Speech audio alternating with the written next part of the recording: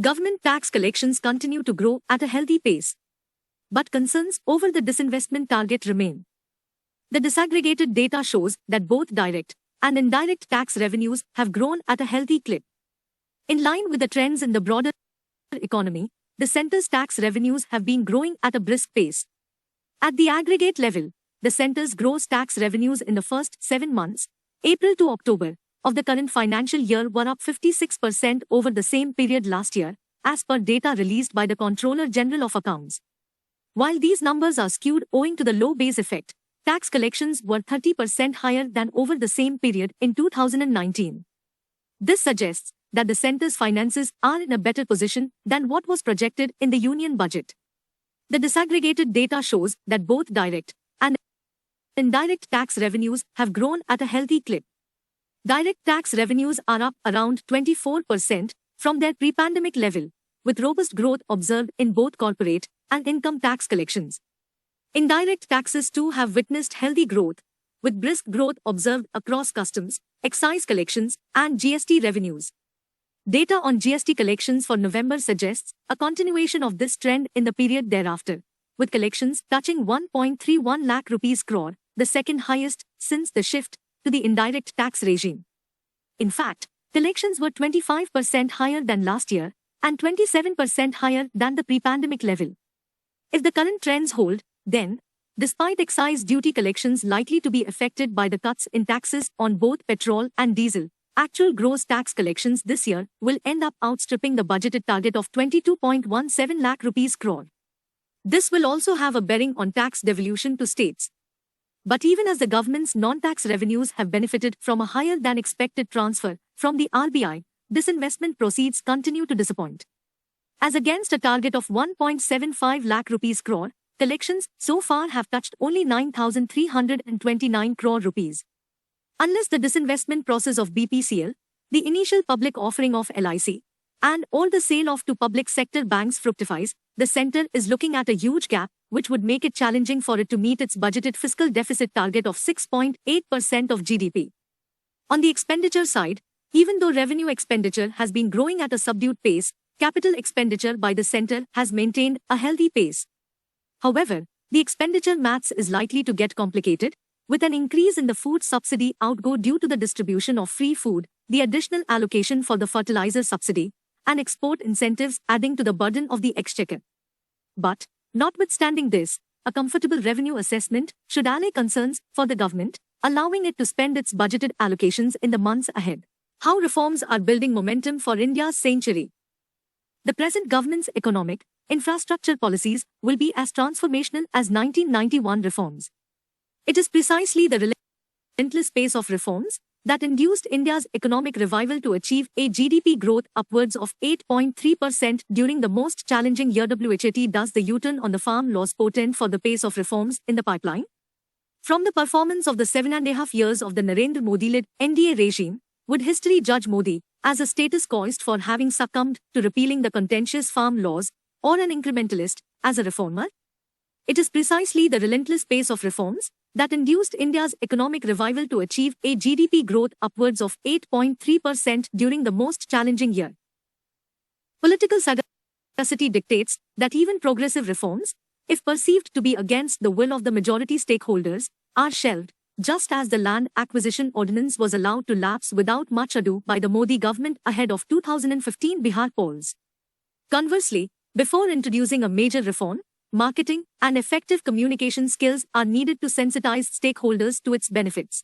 The Indian agriculture sector constitutes the largest vote bank. It is exempt from paying income tax. A strong and affluent section has held to ransom the rest of the farming community, who have holdings of less than 1 hectare. It was this affluent lobby that acted as saboteurs of the larger interests of their poorer brethren. Antagonists see the repeal of the 3 farm laws as a mid-course reversal of the economic reform process, just as they felt the inability to pass the land reforms in 2015 would impede future reforms. With the facts furnished below, it is for the reader to gauge whether, despite a lack of political consensus on progressive policies like land or agri reforms, the momentum of Modi's reforms agenda has slackened. With the structural and social sector reforms implemented before 2020, and thereafter during the pandemic, This has been the start of a watershed period of reforms. These reforms will continue to scale up till the general election in 2024. Their effects would be as transformational as the 1991 reforms. Just a few of the path-breaking financial sector reforms that have been enacted in the 7.5 years are the cleaning up of the flawed banking system and the mounting NPAs through the enactment of the Insolvency and Bankruptcy Code. The IBC has since its enactment in 2016 helped recover 2.5 trillion rupees from corporate defaulters, yielding a recovery rate of 36% as of June 2021. The government subsequently recapitalized banks and empowered debt recovery tribunals. A dedicated stressed asset management vertical was formed. Post-COVID, the center began the process of unlocking infrastructure assets through its asset monetization program, which will release substantial revenues. The productivity-linked incentive scheme, with an outlay of 1,97,000 crore rupees, was rolled out to boost 14 sectors. Recently, work has started on Asia's biggest airport in UP. After Air India's privatization, in the pipeline is the sale of BPCL and BML, likely by March, along with the mega LIC initial public offering expected to list early next year. India's national infrastructure pipeline, at $1.5 trillion, is even more ambitious than what is being undertaken in the US. The NIP envisages infrastructure investment of 111 lakh rupees crore over 5 years, FY 2020-25. Financing infrastructure investments at such a scale necessitate a reimagined approach and tapping alternative financing through innovative ways. An estimated 15 to 17% of the aggregate outlay is expected to be met through mechanisms such as asset recycling and monetization, and new long-term initiatives such as a development finance institution. The government's commitment to scale up infrastructure investments despite fiscal pressures reflects the priority accorded to the infrastructure sector, which is vital for overall economic growth and recovery due to its backward linkages in spurring core sector demand. It also holds the maximum potential for employment elasticity. There are two other distinct emerging verticals of growth: the exponential growth of the digital economy and in greening the economy, which will propel India's rise over the next decade. With the pandemic being contained to an endemic, business sentiment continues to surge with the resumption of demand as corporates resume capital expenditure across sectors. Sectors like IT, pharma, steel, cement, real estate, and infrastructure are taking the lead in investments, while a facilitatory ecosystem for startups has seen the rise of 36 unicorns within the last year.